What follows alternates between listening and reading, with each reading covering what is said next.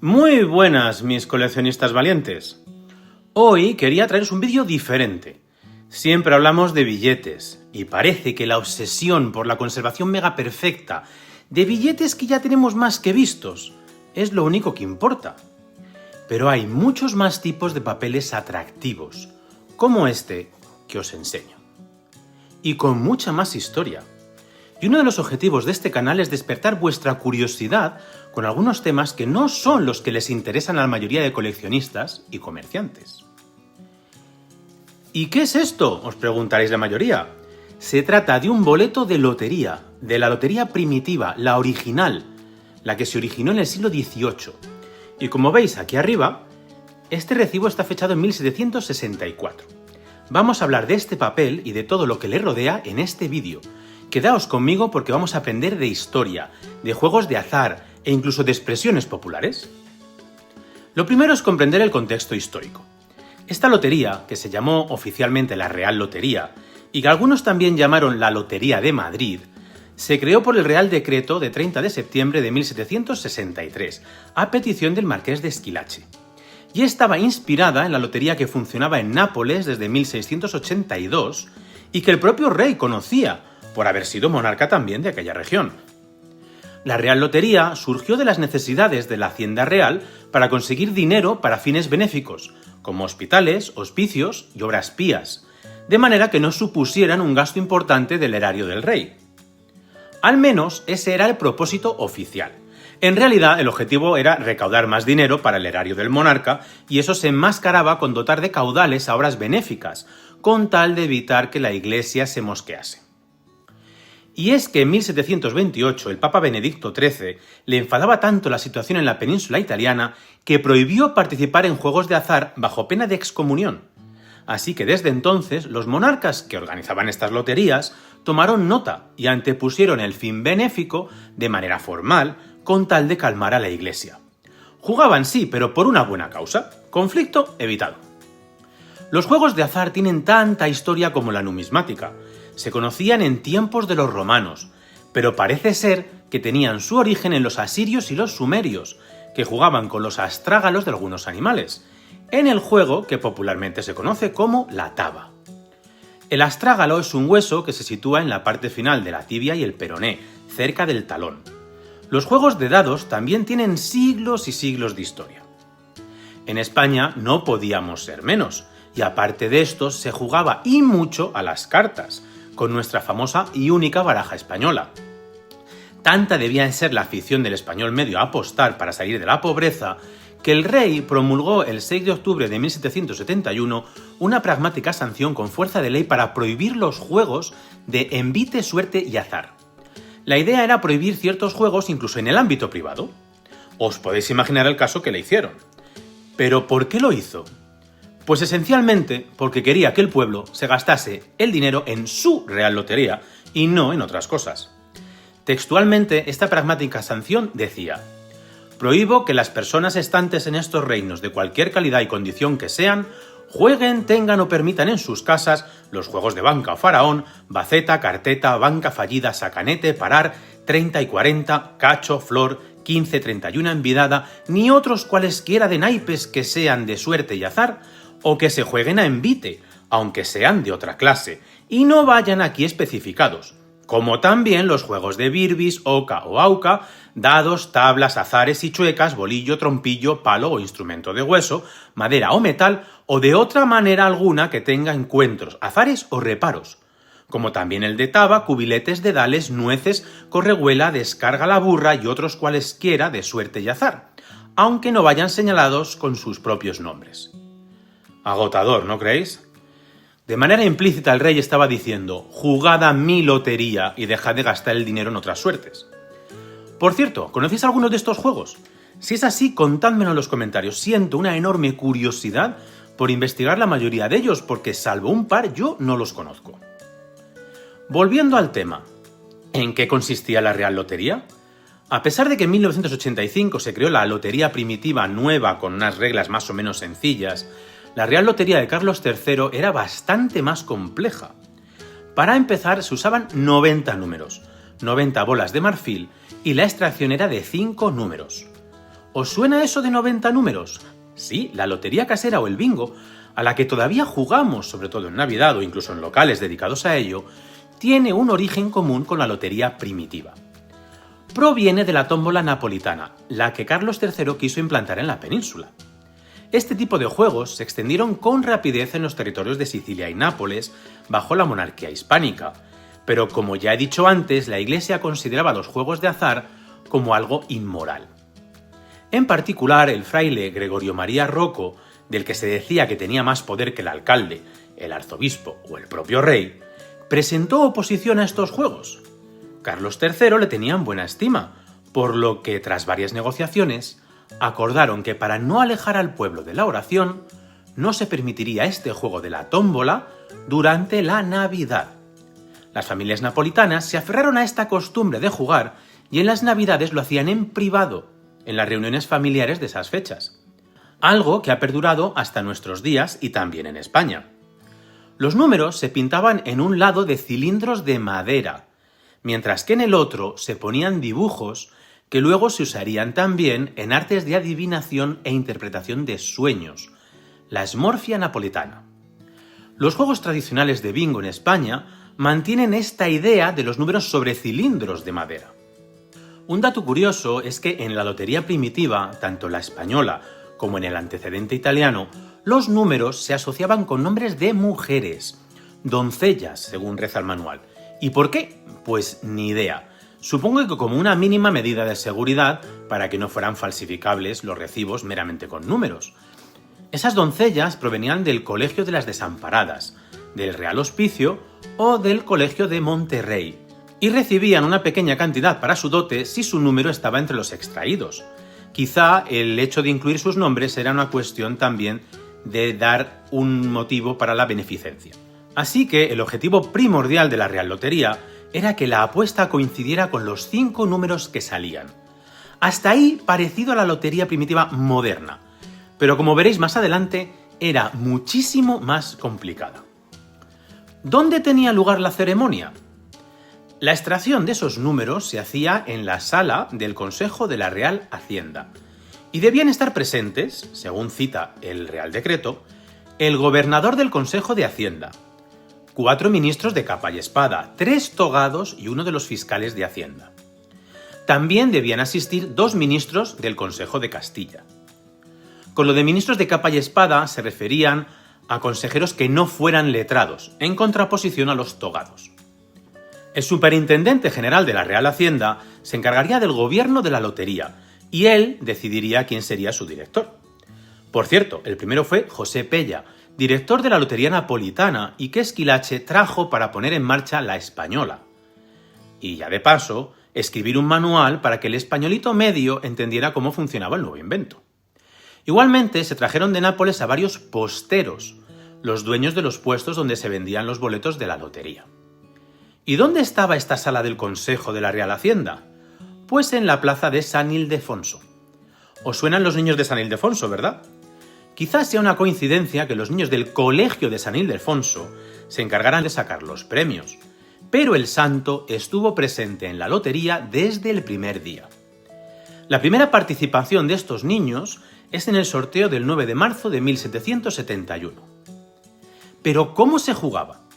Hablemos primero de dónde conseguir estos boletos.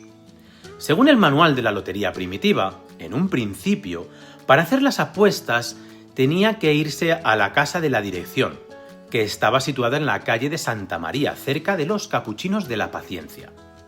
Esas son las indicaciones que se dan. Y bien, ¿dónde era esto?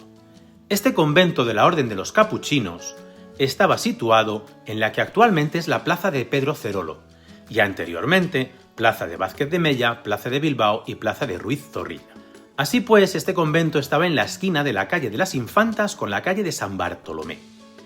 El convento se derribó en 1837 después de sufrir muchos daños en la Guerra de la Independencia contra los franceses y además de ser desamortizado en 1836. Como curiosidad, cuenta la leyenda que ese convento se mandó construir sobre unas casas derruidas donde vivían unos judíos que fueron denunciados y condenados por la Inquisición por profanar la imagen de Cristo crucificado. ¿Y dónde estaba la casa de la dirección? La actual calle de Santa María no se corresponde con donde estaba ese edificio. Se trata de la calle de Augusto Figueroa, cuyo nombre antiguo era calle de Santa María del Arco, y desde 1835 calle del Arco de Santa María. El 11 de marzo de 1904, el Ayuntamiento de Madrid la rebautizó como calle de Augusto Figueroa. El lugar concreto no sé cuál era, pero no creo que siga en pie, ya que no hay un solo edificio del siglo XVIII por allí. Lo que sí puede descartarse es que estuviera en el tramo entre la calle de la Libertad y la del Barquillo, porque en aquella época la calle de Santa María no llegaba hasta allí. Supongo que sería algún edificio en el cruce de Augusto Figueroa con San Bartolomé, o muy cerca de ahí. Por lo que sabemos, enseguida se abrieron otros puestos o administraciones de loterías encargadas de tomar nota de las apuestas de los jugadores y de anotarlas o asentarlas en el lenguaje de la época en libros de registro que serían luego conservados por la dirección de loterías. Bueno, ¿y qué se hacía en esta casa de la dirección y en esos puestos de lotería? El que quería participar en la Real Lotería se acercaba allí y seleccionaba unos números que se anotaban en una lista que se llamaba rescuentro, y que era un resguardo de los números elegidos mientras se imprimían los recibos definitivos. El jugador volvería al cabo de un tiempo a esa administración para intercambiar el rescuentro por el documento definitivo, como este, denominado pagaré, y que ya solo se entregaba previo pago. En estos documentos se consignaban los números y los nombres de las doncellas y un sello de la dirección de loterías. El sello es este de aquí abajo, donde veréis que hay unos números dentro de un complejo monograma. ¿Y qué son esos números? Bueno, por un lado veréis que tiene el 64, es el año del sorteo. El otro número es el ordinal del sorteo dentro de ese año. Aquí veis que tiene un 2.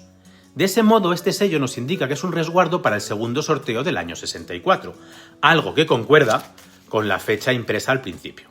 Los otros códigos que aparecen en el pagaré, este 1FF abajo y esta numeración 7844 a la derecha, no tengo muy claro qué significaban, pero intuyo que el 1FF sería un código que tenía relación con el sorteo, porque los pocos pagarés que conozco de la misma fecha llevan el mismo código. Vendría a ser una especie de clave secreta para evitar falsificaciones. El primer sorteo ponía 1DD y este, que es el tercero, pone 1FF. Quizá el segundo fuera 1EE. Pero luego hay códigos con 2 números y una letra, y más adelante de 4 números y una letra. A mí me recuerda un poco a la evolución de las matrículas de los coches. El código numérico de la derecha supongo que sería algún número de serie o de contabilidad de los pagarés. Quizá el número de asiento en el registro, puesto que en esos casos que conozco de la misma fecha son casi correlativos. Como veis, la impresión es tipográfica en su mayoría, con estampillados con tampón en la parte del tipo de apuesta y en los sellos inferiores. Imaginad que tenían que montar los tipos para cada texto, para cada pagaré. Supongo que lo hacían porque no tenían una gran cola de gente esperando. Con lo fácil que es ahora tener un resguardo de una apuesta de la lotería primitiva impresa en el momento. Este pagaré era el único documento con capacidad legal de cobrar el premio, que se denominaba por entonces como promesa. Hasta aquí más o menos fácil, ¿no? Más allá de esa curiosidad de tener un recibo temporal y otro definitivo. El mecanismo del sorteo era similar al empleado hoy en día, con la peculiaridad de que los números se escribían en papeles y se introducían en las bolas, de manera que no eran visibles para el niño de 7 u 8 años que realizaba las extracciones. Esto de usar niños para lotería también os suena, ¿verdad? Bueno, realizadas las 5 extracciones de bolas y cantadas por el responsable del sorteo, se imprimía la combinación en papel y se realizaban copias para quien las pidiera. ¿Pero cómo se repartían los premios? Pues aquí viene lo complicado, porque había varias modalidades de apuesta, y el premio dependía de la apuesta. Primero lo fácil, si un jugador acertaba 2, 3, 4 o 5 números, pues tenía premio seguro. Pero incluso podía tener fortuna con solo acertar uno. Para cobrar, el jugador se acercaba con el pagaré a la casa de la dirección y recibía el premio al contado. Otra cosa es qué premio recibía. Eso dependía del tipo de apuesta que había realizado y el precio que había pagado. Hablemos primero de los tipos de apuestas. El tipo más sencillo era el extracto simple, es decir, que iba a salir el número elegido. Una apuesta por un número en concreto. Luego existía otra posibilidad de jugar, el extracto determinado, por el cual se apostaba que un número iba a salir en una posición concreta, o sea que había que acertar el número y además el orden en el que saldría. Primer extracto, segundo, tercero, cuarto y quinto. El premio, lógicamente, era mayor que para un extracto simple por su mayor dificultad. Pero es un poquito rebuscado, ¿no? Si acertar que salga un número entre 90 es algo muy difícil, pues acertar encima cuando va a salir, pues es todavía más complicado. ¿Os animáis a hacer los cálculos? Pues ¿para qué hacer las cosas simples si se pueden complicar aún más? Y aquí entran los conceptos de ambos y ternos. Se correspondían a apuestas de que salían 2 números o 3 números. Se decía caer el terno de manera similar a ahora decir tocar el gordo. Ahora os explicaré los premios para que veáis lo que se podía ganar. Pero es que todo esto se podía complicar aún más. Se podían apostar prácticamente cuantos números se quisiera, o eso al menos se desprende de los 2 manuales que he leído. Al hacerlo, el jugador debía decidir cuánto quería apostar en cada modalidad, extracto simple, determinado, ambo o terno. Se podían apostar por separado o juntos, de manera que el cálculo del coste a pagar y los premios a recibir era realmente confuso para el ciudadano medio. El cálculo de a cuántos ambos o ternos se apostaba se hacía por pura combinatoria con los números elegidos. En la tómbola napolitana estos premios se podían hacer también para 4 y 5 números, recibiendo el nombre en italiano de quaterna y cinquina. Si juntamos 3 apuestas de 5 números, tenemos el tradicional cartón de bingo que todos conocemos. De manera que la cinquina sería el premio de la línea y la tómbola el premio actual del bingo. Tiene sentido, ¿no? De ese modo, si se apostaban 3 números, resulta que se podían jugar 3 ambos y un terno, es decir, 3 parejas de números y un trío de números. Si se apostaban 4 números, se jugaban 6 ambos y 4 ternos. Si se apostaban 5 números, resultaban 10 ambos y 10 ternos. Si se apostaban 6 números, salían 15 ambos y 20 ternos. En esencia, era una cuestión de combinatoria. De tal modo, si apostaban a 10 números, salían 45 ambos y 120 ternos, y si se pagaban 30 números, pues resultaban 435 ambos y 4060 ternos. Una locura. ¿Os acordáis cuando se estudiaba combinatoria en matemáticas? Yo creo que se hace a finales de primaria. Pues eso, 7 elementos tomados de 2 en 2 son 21 combinaciones, tomados de 3 en 3 son 35 y así sucesivamente. Pero como he dicho antes, se podía apostar solo a ambos, solo a ternos, solo a extractos simples o determinados o cualquier combinación entre ellos. La idea en esencia era sencilla. Con que salgan 2 o 3 números de los que apuesto, gano dinero. Otra cosa es cómo calcular las combinaciones que se jugaban. ¿Y cuáles eran los premios? A diferencia de la lotería primitiva moderna, la cuantía del premio no dependía de la recaudación, sino que era una proporción fija. Se calculaba a partir de la apuesta y de la probabilidad de acertar, obviamente en relación inversa. Cuanto más improbable, más alto era el premio. A modo de resumen, el extracto simple se pagaba 10 a 1 con un coste mínimo de 5 reales. Y los extractos determinados 50 a 1 con una apuesta mínima de 1 real. O sea que este ejemplo que os pongo en pantalla de un tercer extracto determinado con un premio de 250 reales le costó al jugador 5 reales, que no era poco. Una apuesta para un ambo podía ser también del dinero que se quisiera, más o menos, con un premio de 200 a 1. Por ejemplo, si se pagaban 17 maravedíes, que era la tarifa básica, resultaba un premio de 100 reales. Por 3 ambos se pagaba 1 real y 17 maravedíes, cada real era de 34 maravedíes. Y el premio sería de 300 reales. Si se pagaba 1 real y 8 maravedíes por un ambo, el premio sería de 250 reales. Si se pagaban 2 reales y 17 maravedíes, el premio sería de 500 reales. También se podían jugar ternos, o sea que apostabas a que lograbas acertar 3 números. Así, por 6 maravedíes en un terno se podían ganar 500 reales, más de 2.800 veces el valor de la apuesta. Pero claro, ganar un terno era una cosa dificilísima. Como decía antes, se podía apostar a diferentes modalidades, siendo la más habitual participar con ambos y ternos a la vez, pero la tabla es más complicada, ya que el premio depende de la apuesta concreta de cada caso. El cálculo de cuántos ambos y ternos resultaban era importante para saber por cuánto multiplicar los 17 maravedíes de la tarifa básica, en el caso de los ambos, y los 6 maravedíes para los ternos, y así cobrar al jugador. Os lo pongo en unas tablas para verlo más claro.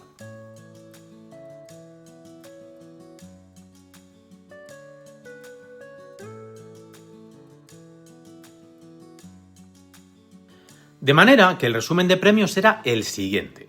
Extracto simple 10-1, extracto determinado 50-1, ambo 200-1, terno 2800-1. A partir de julio de 1764, el rey autorizó que se subieran los premios un 10% a los ambos y un 40% a los ternos. Hay algunos sorteos de los que sabemos los premios. Por ejemplo, en el primer sorteo de la Real Lotería se recaudaron 187.500 reales y el 75% acabó en premios. El segundo sorteo, el primero del año 64, se repartieron 298.600 reales en premios, aunque no sé la recaudación. Sí se especifica que hubo un premio de un terno de 20.000 reales, 7 de 10.000, 1 de 5.000 y el resto fue ganado en ambos. Según las tablas, el coste de ese boleto que ganó 20.000 reales debió ser una pequeña fortuna. No sabemos lo que se apostó, pero en todo caso se gastó un buen dinero, aunque le salió muy bien a ese jugador. Para poner estos costes y los premios en contexto, un litro de leche en el último cuarto del siglo XVIII costaba 1 real, una docena de huevos casi 3 reales, un pollo algo más de 2 reales y el kilo de carne de vaca rondaba los 3 reales. Como vemos, apostar en la Real Lotería implicaba para mucha gente el equivalente a quedarse un día sin comer. Esos 20.000 reales de premio que veíamos en el ejemplo anterior podían suponer el salario de 4 a 15 años para muchos trabajadores. Puestos directivos del Banco Nacional de San Carlos, que ganaban muy por encima de la mayoría de los mortales, tardaban bastantes meses en llegar a esa cifra. E incluso algunos, como los directores de los 5 gremios mayores, más de un año. Goya ganaba unos 12.000 reales al año, y el músico Boccherini 18.000 como músico y 12.000 más como compositor. Otros artistas de la corte ganaban esos 20.000 reales trabajando de 6 a 18 meses. Así que vemos que los premios podrían ser muy buenos, pero yo creo que en comparación, ahora mismo los premios son muchísimo más suculentos. Los premios más normales, para un ambo premiado, equivaldrían ahora a unos pocos miles de euros, interesantes sin duda, pero que no te saca de pobre. Aunque en aquella época sí que suponía un gran cambio para los afortunados, si eran de la mayoritaria clase no privilegiada. Un dato curioso, para evitar que se apostara de manera masiva en ciertas combinaciones y de esa manera, en caso de que tocara, se arruinara la Real Hacienda, se recurría al cerrado de esos números, que eran muy demandados por el público. Un segundo dato curioso. En el primer sorteo ya hubo, que sepamos, una reclamación. María de San Martín, viuda pobre, reclamó que ella había apostado al número 80 como tercer extracto, pero que por equivocación, cuando fue a recoger el pagaré, le dieron uno impreso con el número 70. Reclamaba que le abonasen los 250 reales correspondientes al premio. Elevó la reclamación al rey, afirmando que ella había abonado los 5 reales que le correspondía pagar, y que el error podría cotejarse en los libros de registro. ¿Sabéis de qué pagaré hablamos? Sí, de este que os he enseñado con anterioridad y que se conserva en el Archivo General de Simancas. Es el billete más antiguo de la Real Lotería que se conserva. Ah, y María de San Martín parece que recibió su premio. Otra curiosidad, la expresión tirar la casa por la ventana tiene relación con la lotería primitiva. En un sainete de 1791 titulado El día de la lotería, escrito por Sebastián Vázquez, una vecina, pensando que le había caído el terno, tiró todos sus muebles y enseres a la calle, pensando que los sustituiría por otros nuevos. El marido, al llegar a casa, le cuenta que no hay terno ni un número acertado. La vecina, en consecuencia, se desmaya. Os dejo aquí algunos extractos del final del sainete donde ocurre esto para que lo leáis.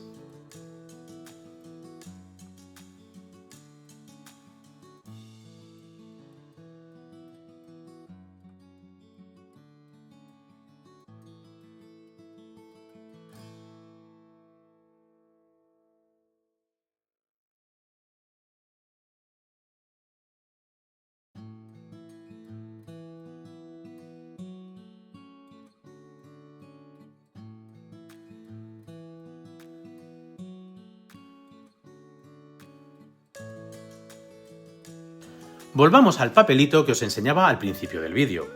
El primer sorteo se celebró el 10 de diciembre de 1763 y la extracción ganadora fue 18, 34, 80, 51 y 81. Este recibo que os enseño se corresponde con el tercer sorteo de lotería primitiva de la historia de España, el 3 de marzo de 1764. Y los números que salieron fueron 6, 43, 20, 42 y 79. Así que el pobre ilusionado que pagó 24 maravedíes por este boleto, en el cual apostó a un terno de 2.000 reales a los números 41 de Teresa González, 5 de Isabel de la Peña y 37 de Jacinta Forastero, se quedó sin el soñado premio. No podría ser de otra manera, porque ganar ese dineral y no cobrarlo habría sido una locura. Por cierto, el nombre de lotería primitiva proviene de 1812, cuando se crea el sistema de la Lotería Nacional o Nueva Lotería, de manera que la anterior adquiere ese apellido de primitiva para diferenciarla. La lotería primitiva siguió funcionando hasta que la Real Orden de 9 de febrero de 1862 la derogó pensando que suponía un gasto enorme en muchas familias y que las llevaba a pasar apuros económicos innecesarios. Pero más de 100 años después, el 17 de octubre de 1985, se produjo el primer sorteo de la moderna lotería primitiva, con un mecanismo de juego mucho más simple, 6 extracciones en lugar de 5 y premios mucho más cuantiosos para las coincidencias de muchos números. Una última curiosidad. El hecho de que hablemos de lotería parece alejado del mundo de la numismática, pero no lo es tanto. Carlos III instauró esta lotería primitiva en 1763. España salía de la Guerra de los 7 Años, la verdadera Primera Guerra Mundial. Durante unos breves años se vivió un periodo de paz. La lotería buscaba en el fondo rellenar las arcas de la Real Hacienda que se habían vaciado durante la guerra. El rey era el que pagaba los sueldos del ejército, no lo olvidemos. Y de repente surgen los ataques a Argel, las guerras contra Portugal y contra Inglaterra.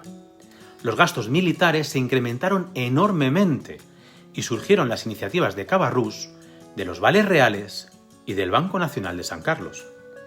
Ambas buscaban el mismo objetivo que la Real Lotería, además de enriquecer a Cabarrús. Pero además, la amortización de la deuda española desde finales de ese siglo hasta mediados del XIX se realiza por sorteo con una lotería, un mecanismo íntimamente entrelazado en la mentalidad española de las últimas décadas. La Real Lotería tuvo un gran aprecio, pero a la vez es un método muy menospreciado por los compradores de deuda en el extranjero, que veían en ese sistema una burla. Las emisiones de deuda siempre han estado relacionadas con las emisiones de papel moneda, usadas a menudo para favorecer la inflación y reducir la carga de la deuda de un país.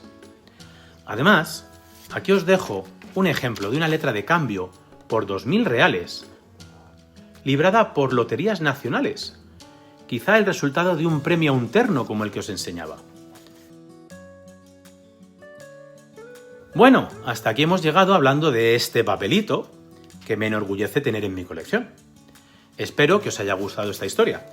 Como veis, de un simple papel que para mucha gente no tendría interés, se puede sacar mucha información y aprender de cómo se hacían las cosas en el pasado, de las necesidades y los sueños de algunas personas.